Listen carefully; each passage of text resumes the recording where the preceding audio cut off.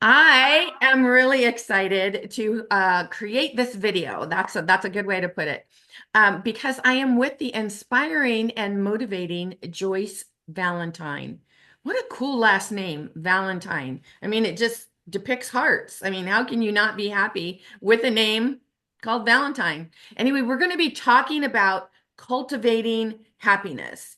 And I met Joyce. She is a sister of mine in the program, the NASDAQ Milestone Circle. And we met each other, we connected, we started talking. We found that there's a lot of similarities and synchronicity in the work that we do.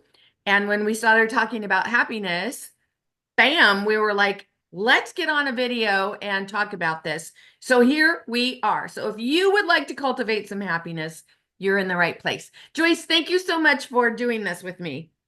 Thank you for having me, Nancy. I'm excited. So yes, like this is something that I'm looking forward to doing with you. And Cool. I'm thankful that you thought of me. It's a million of us, and you were like, "Hey, would you like to do this?" And I'm like, "Sure." Yeah, absolutely. Now, before we go any further, I want to ask you, your shirt, it says there's hope. What's that all about? I so every day I wake up, I just try to put on a shirt or a hoodie, something that says something that's empowering. And so when I think about hope, it's just like it there's hope. There's hope when you're going through a bad day. There's hope when you're struggling with something. There's hope when you feel like no one is around. There's hope when the world feel like it's coming down. So there's hope. And as long as we know that there is hope, then we can find something to be happy about. I couldn't agree more. Absolutely. You are absolutely right. Not that you need my permission to be right, but I agree with you. Thank you, Nancy. So, one of the things that I really want to dig into in this conversation, Joyce, is you mentioned to me that you were certified, obtained a certification as a happiness coach. hmm Can you, and of course, we can all use more happiness, right? Can you tell me what does that look like? What does one do to be certified as a happiness coach? I mean, does that mean like, no, now you have this magic wand where you go around like, bing, you're happy, bing, you're happy. I would love to know more about this. No, it does. That's not how it works because if that was the case, then it's like the song where the guy says, "What the world needs now is love," right? So no, it's not that easy.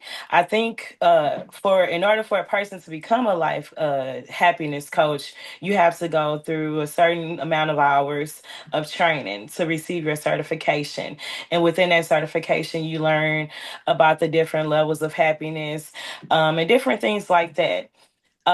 One of my reasons for wanting to go ahead to take this certification is because I really believe that we all can find something to be happy about. No matter what's going in our life, there's something to be happy about. And why not gravitate to the things that make us happy versus gravitating to the things that make us sad or bring us down? I love it. I love it.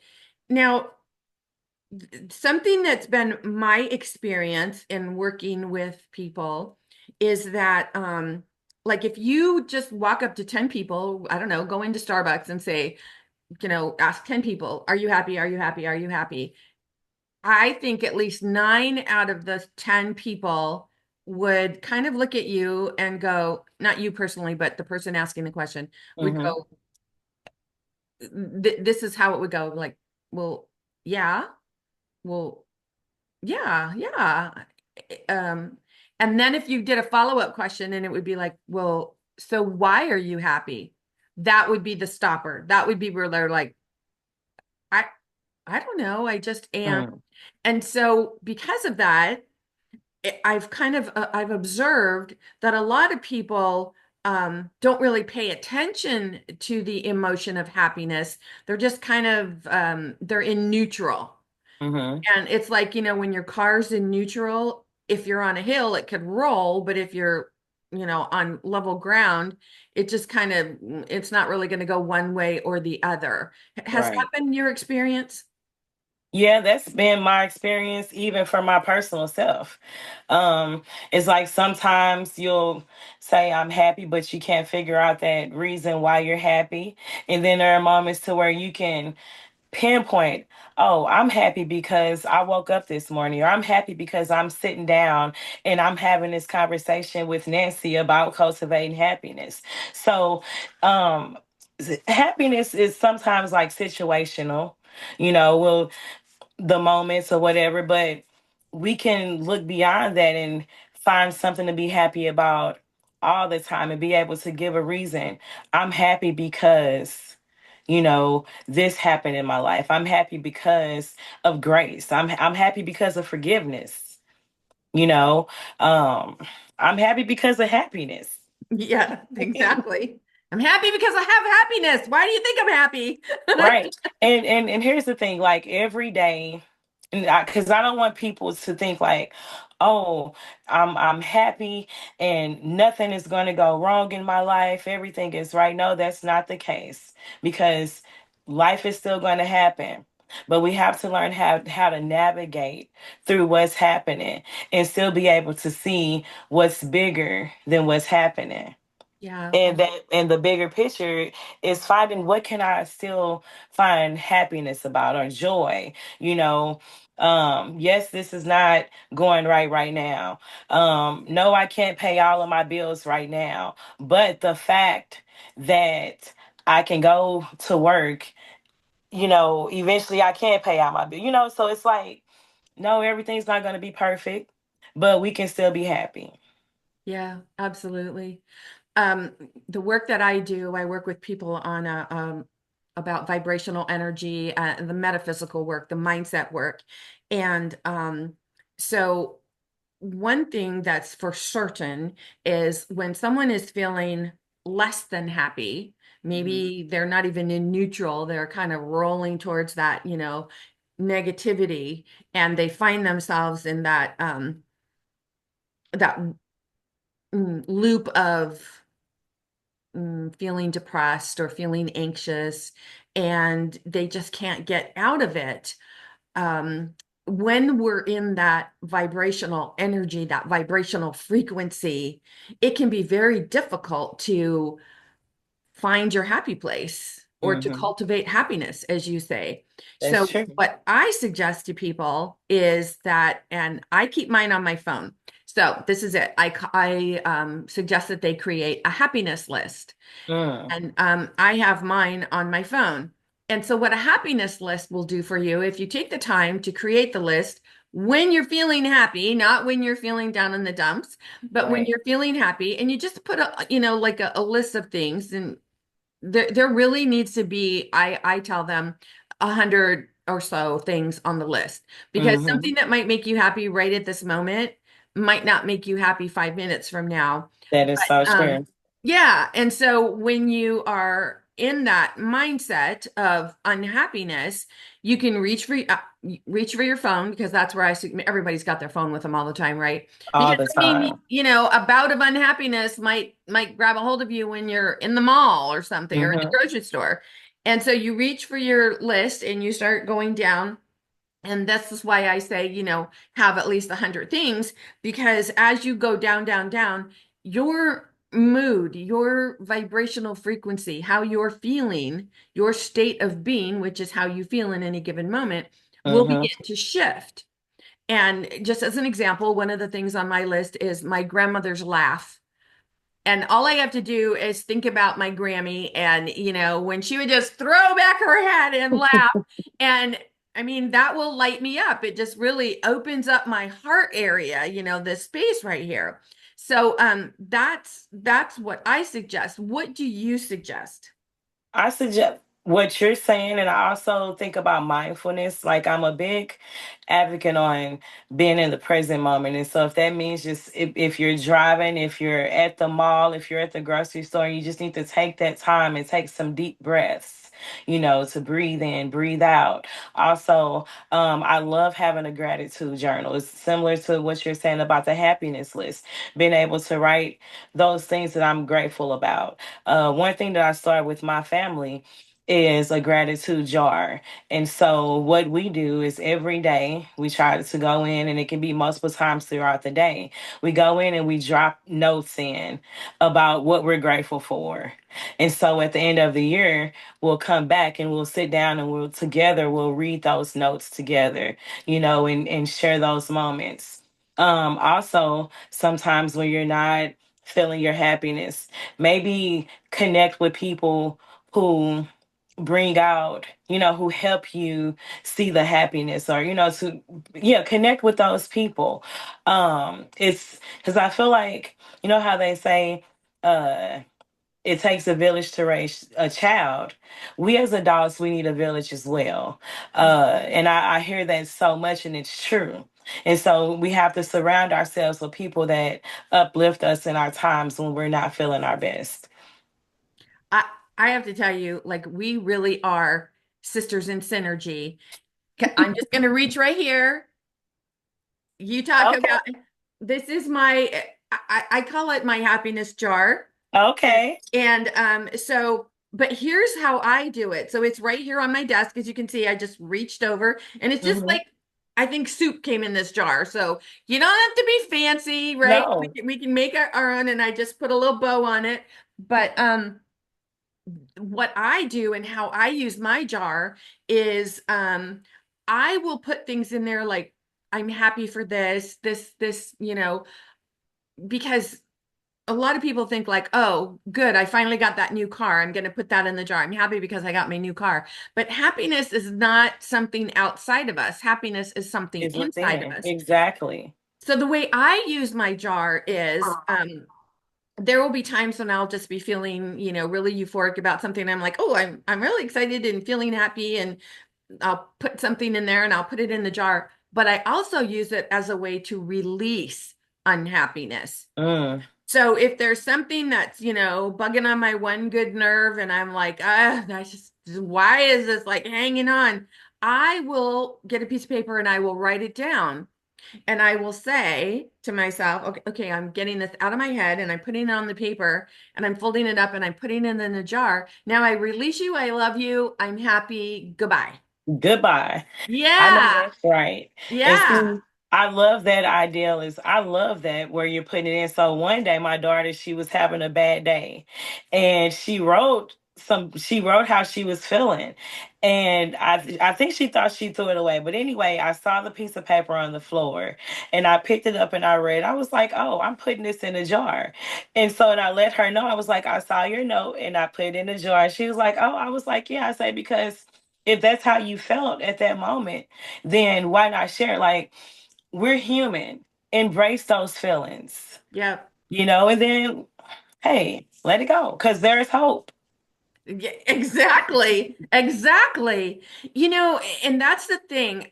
I think that most people, and it's basically how we were raised, they think that when I call them oogly moogly feelings, this like those feelings that don't feel good when they're Hmm. when they're creeping over you. Most of us are in resistance. So we want to do something not to feel that negative feeling.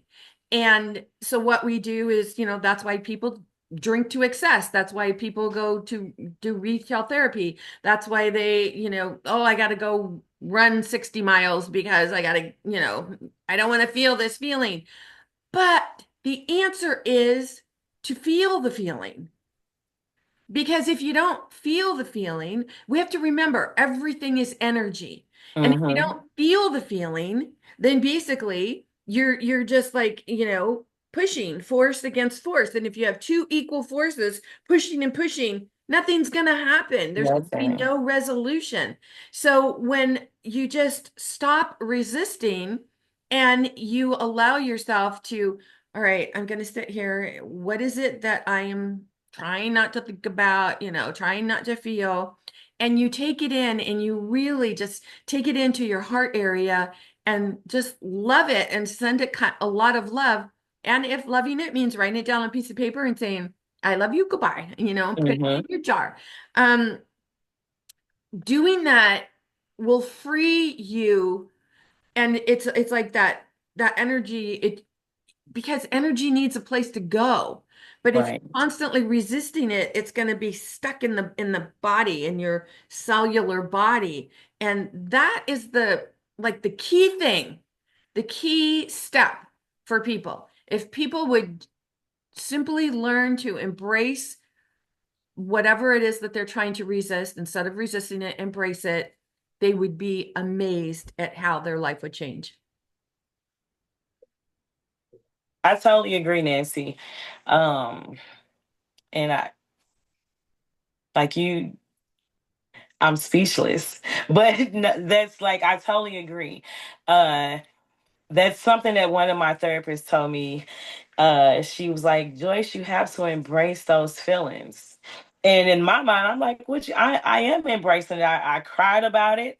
And I don't want to cry about it every time I feel it or every time I think about it, but maybe that's what I needed to do. I don't know. But no, I totally agree.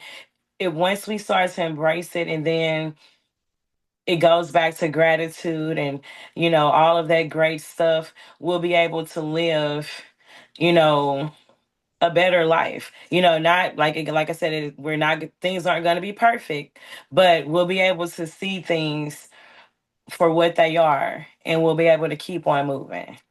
Yeah. Many years ago, it was explained to me this way. It's like we think that we have dealt with a feeling or an emotion. And of course, we don't call it a feeling or an emotion, we call it an experience. This was done to me, this happened to me. And we oftentimes don't equate or realize that that story that we keep bringing up has a feeling and an emotion attached to it. Hmm. And because we have not embraced that feeling or emotion, we've kept trying to resist it.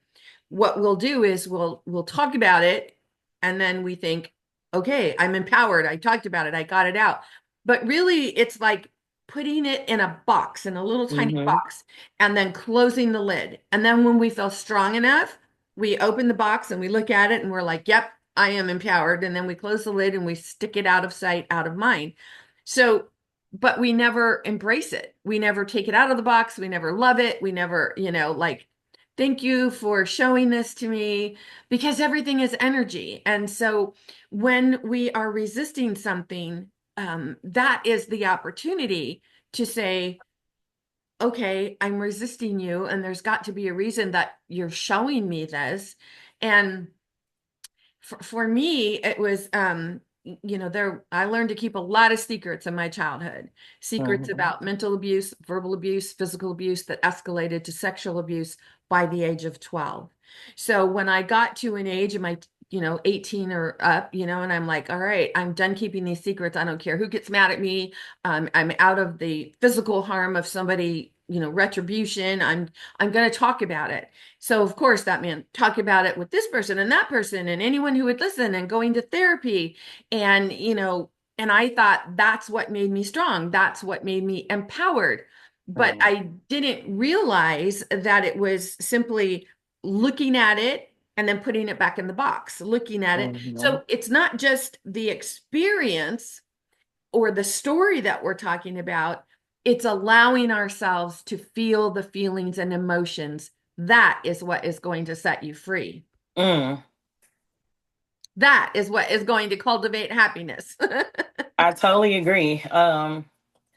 Yeah, I totally agree with that as well. When I think about the book that I wrote with some other sisters, in the face of resilience, and in that book, I share s- pieces of me that I've only shared with my therapist or like my husband or something. And so during the time when I'm writing this book, yeah, I had to embrace it. I had to feel it.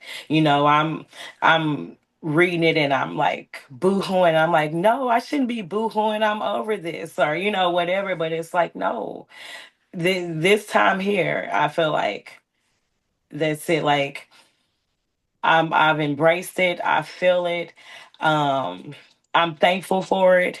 You know, uh, it could have gone a million other types of ways, but here I am sitting down talking to you about cultivating happiness. And so I'm thankful. Yeah, and the thing is that, we can look at, okay, do I want to stay angry and vengeful and feel all kinds of unhappiness Hmm. because the world did me wrong type thing, Hmm. or do I want to take the path of least resistance? And the path of resistance is holding on to that anger and that animosity and that feelings of betrayal or guilt or shame, or those are the things. If people say, well, I don't know, I don't really have a lot of confidence, I don't really feel secure in who I am. Well, okay, that's a story that you're telling yourself, and that story you're Hmm. telling yourself is full of negative feelings and emotions that you are resisting. And because you're resisting, you're telling yourself, like, well, I'm really not very happy about X, Y, or Z. And you want to cultivate happiness, feel the feelings, Right. embrace And, them. and and yeah, speak good thoughts to yourself, even when maybe not just having a happiness list or a gratitude journal, but have a list of great sayings, what they call affirmations to yourself. Like, I am powerful when you're feeling it's your weakness. You know, I can do this when either the world is telling you that you can, or when you feel like you can't. I can do it. I will succeed. And you just keep on going, because the words that we speak to ourselves, that matters. It matters a whole lot. And so if you're going around saying, I'm not worth this, I'm not worth that, eventually you're going to start believing it. It's going to start coming out in the way that you carry yourself and everything. And so speak good things to yourself. Yeah. And the thing is that um, sometimes when we first start understanding this work, and I'm really searching for a different word than work, but inner work, that's what this is. It's inner work. And yes, Hmm. it's work because we are the only ones who can do the work to let go of it. But I posted a video last week, inner work, is it really work? Because when you're doing something because it's going to ultimately bring you the highest feeling of joy, happiness, love, excitement, fun, like, yeah, that's work worth doing. Hmm. But yeah, when we think about um this, let's just take affirmations. You were talking about affirmations. So when you're saying I am wonderful, or I am rich, that's a big one because everybody's always looking for more money, right? Or I am Right. healthy. And if you're feeling unhealthy but you're saying I am healthy, there's that contradiction. And so Hmm. in your emotions, and so you're saying, well, that's not true, I don't really believe that. But here is the key to this: happiness is our true nature. That's who we are as spiritual beings, however you Hmm. look at the whole thing. And so when you realize that happiness is your um it's who you are, it's part of your essence. And when you realize that happiness is spiritual law, when you are saying I am unhappy, or I am depressed, or I am sad, or I am anxious, or I'm, whatever those words are that we're using, um, that is going against spiritual law. And when you go against spiritual law, that's why you feel all kinds of negativity, because you're stepping outside of who you are. Hmm. You can't really step away from it, but you're trying to convince yourself that you are not as an amazing as you are. That's the Hmm. thing. And so that's why we feel the negative feelings. And that's why when we allow ourselves to feel them and embrace them, they go away because they're not true. It's not true. Hmm. So actually, when you're saying an affirmation, you're telling a spiritual truth, even if it seems like a factual lie. And when I first heard one of my teachers told me that, I was like, okay, that makes sense to me. So it because the mind is so tricky, right? Our mind thinks it's so in charge and it's like, no, this is true. This is what we know to be true. I call it the known zone. It's that, nope, I know this to be true and I'm not stepping outside of this what I know to be true. And but then when you can give it something to say, all right, let's just look at this. And then you say, oh, okay, one is spiritual law and one seems like, it's factual, but now it gives you some wiggle room to start accepting. And that's all we need is just that little sliver of hope. There you go. Hmm. There's hope. There's There's always hope. hope. Yeah. So tell me, when someone comes to you and they say, I mean, like what makes them want to come to you and work with you? It's like, does somebody see something that you post on social media and they're like, oh, look, she's a happiness coach. I want to be happy, so I want to work with her. How does that work? So how does this work, Nancy?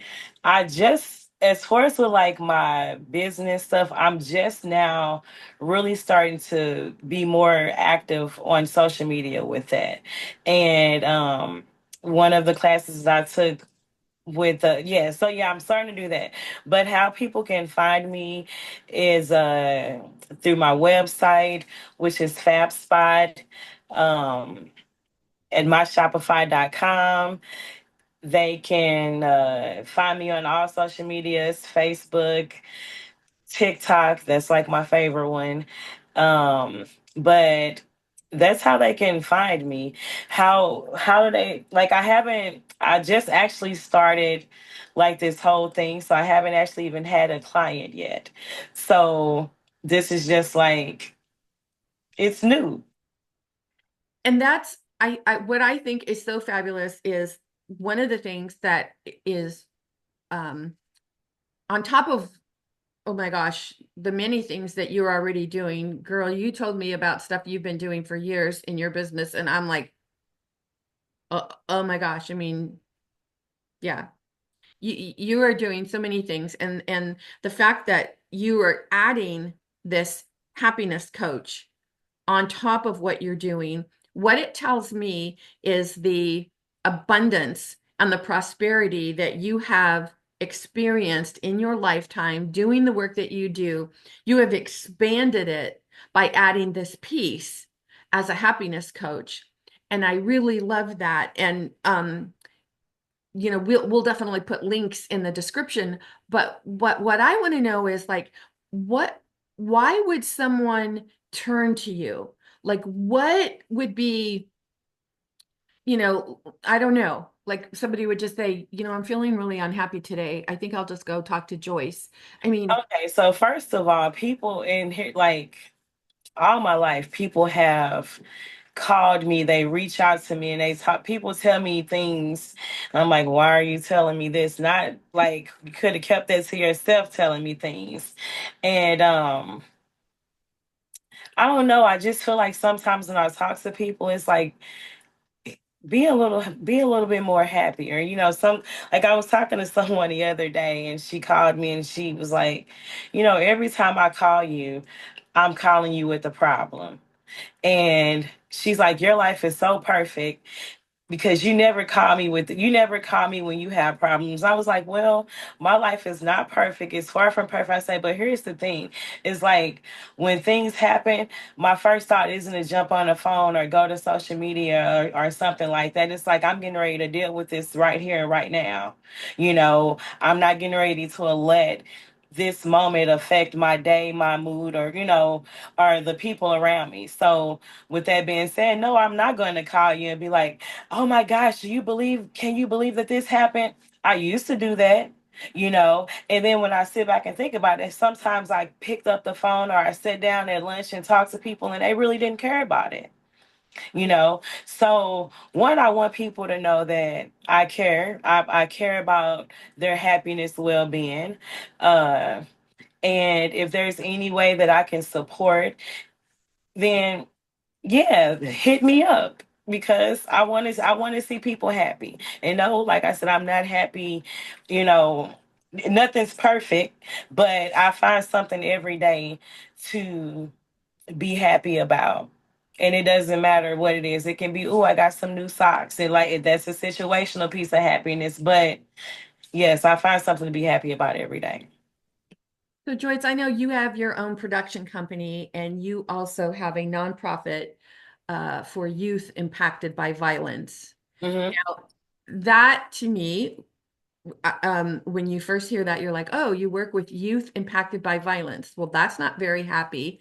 And that's one of the things that really, when you and I had our first conversation, I thought, I love that she is cultivating happiness because you are not um, concentrating on the violence. You were concentrating on sharing an opportunity for people to be happy in spite of the violence. Exactly. Yeah, because there's a difference. Like people say, well, I'm going to go to an anti-war rally. No, that's cultivating war. You want Mm-hmm. to go to a peace rally. That's cultivating peace. So, Mm-hmm. you know, you realize that people have called you and they've said, XYZ, this is going on. And you're like, oh, I see that this is a piece that I can add to the work that I'm doing. And Mm-hmm. that's one of the things that I really love because I mean, you've been doing this work for so many years. And what what do you think was the tipping point that you realized, okay, we need to, and I don't like to use the word need, but we have the opportunity to cultivate happiness rather than concentrate on the negative? Who you say? What was the opportunity? Hmm.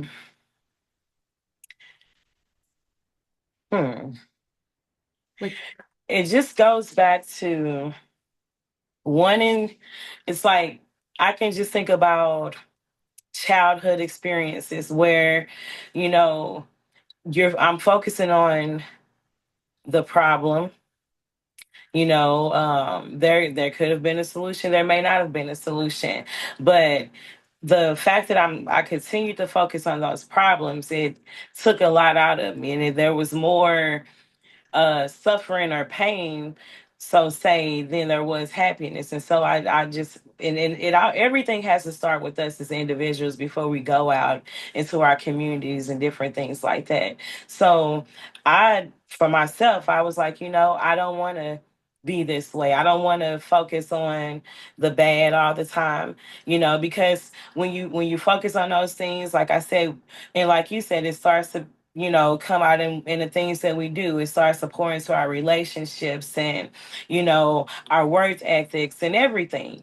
And so why not try to find something or focus on something that's bringing us joy, and even if there are bad situations, okay, say for instance, you get into a car accident. Um, the fact that you made it out the car accident, is enough to look at it and say, you know what? Yes, uh, I'm injured, but I'm still here. I'm still here to make a difference. I'm still here to show someone no matter what I've gone through, I'm still standing. I still choose to be resilient. I refuse to let what happened to me determine who I am. I refuse to let what happens to me determine how I'm going to treat people, how I'm going to allow people to treat me, and I can keep going on and on, Nancy. So that's why I feel like it's important for myself and others to push happiness. You know, because in a world where there is so much chaos, there can be so much happiness too. It's like how they say, hurt people, right. Yeah, healed people can heal people. exactly. Right on, right on. I absolutely, you're speaking my language. Absolutely.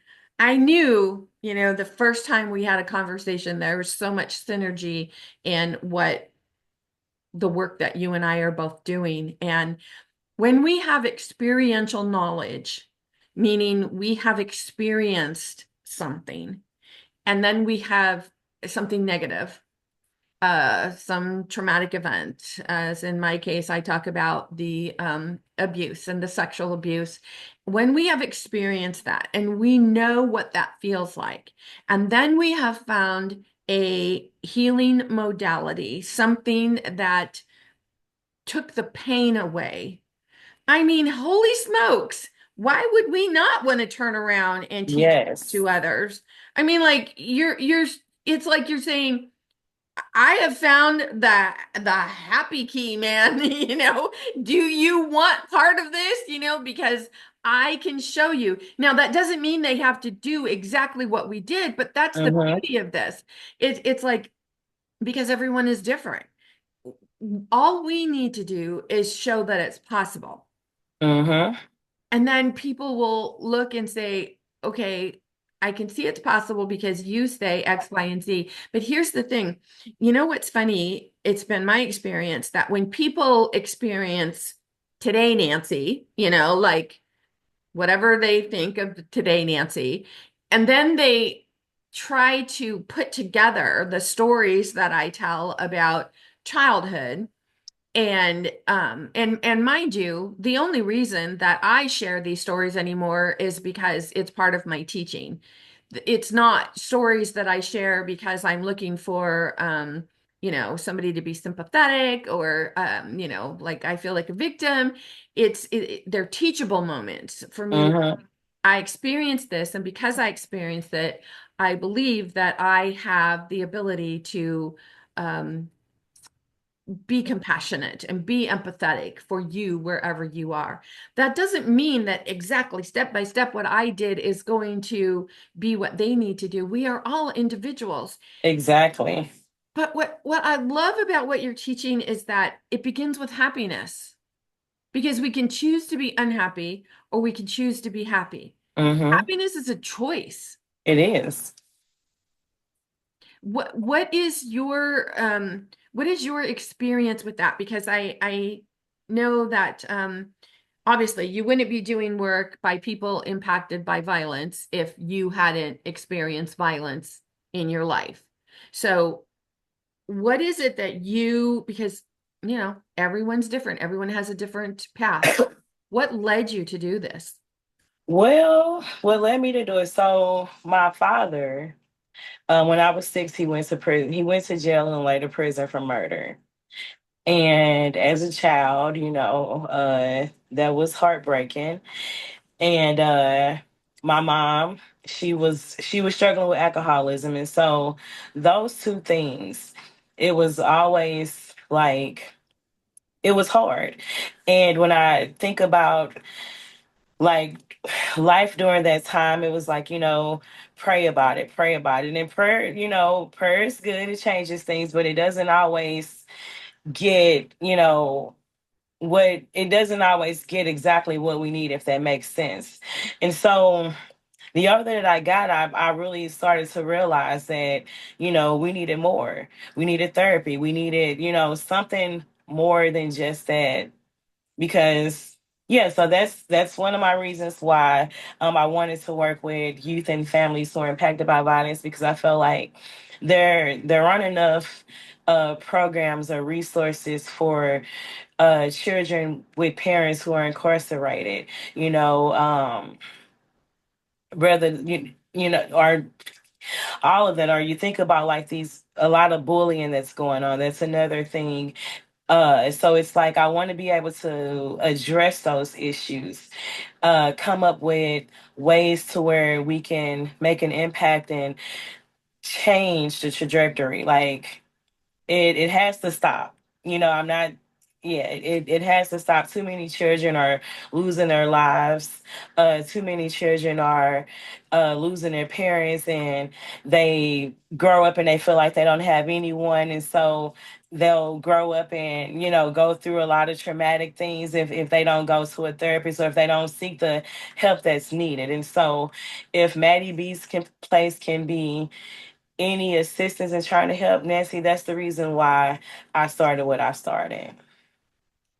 I just feel you right here in my heart. I really do.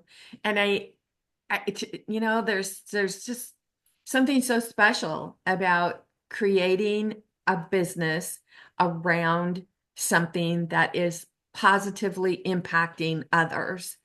And I know I feel it in the work that I do. I know you feel it in the work that you do. And I feel it's why, when we first had our first conversation together, that we felt so, I don't know, aligned. And just there's, because and I don't want to speak for you, but I feel very blessed to be able to do what I do. And I felt that through you. Like when you were speaking, I'm like, this woman feels very blessed to do the work that she's doing. And And I totally agree. Like, yeah. I'm blessed. Yeah. When I sit back and I think about it, I was just telling like one of my good friends, she's been my friend since we were 12 years old. And we were on the phone yesterday for hours and we were just talking about that. And I was like, yeah, I'm blessed when I just sit back and I think about life and where life could have gone. And once again, here I am sitting on like it can be, this is big to me. Like here I am sitting down talking to you about cultivating happiness, you know, where some years ago, I was at a point in life to where I was like, I woke up and I didn't like who I was. I didn't like anything about it. I jumped in my car, I'm driving, I'm like, let this car hit me. And the car didn't hit me. I ended up at my church talking to my pastor, and a lot of stuff happened that day, and it's in my book, but it's just like to go from there to be to here. I know that I deserve to be happy. I deserve every moment of it, no matter how big, how small. I deserve it. And if I deserve it, everyone around me deserves it. The whole world deserves it. Nancy, you deserve it. We do, girl, we do. And I can recall times when I felt like, what is the point? Why am I even walking this earth? Why can't I just not be walking this earth anymore? Hmm. And when those feelings and thoughts, when those thoughts are taking hold of our mind, again, that's where, you and I both agree about a happy list, but we might not even think to reach for a happy list when we're feeling like that. I'm sure when you were driving down the street thinking about a car hitting you, Uh-uh. the last thing on your mind was, oh, maybe I'll just reach for a happy No, list and turn no. this around.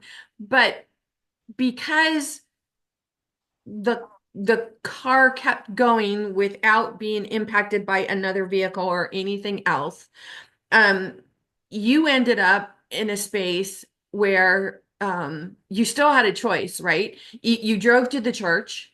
That was a choice. You walked in and you talked to the pastor. That was a choice. So choosing to walk in and talk to the pastor, that's like reaching for the happy list. I needed help.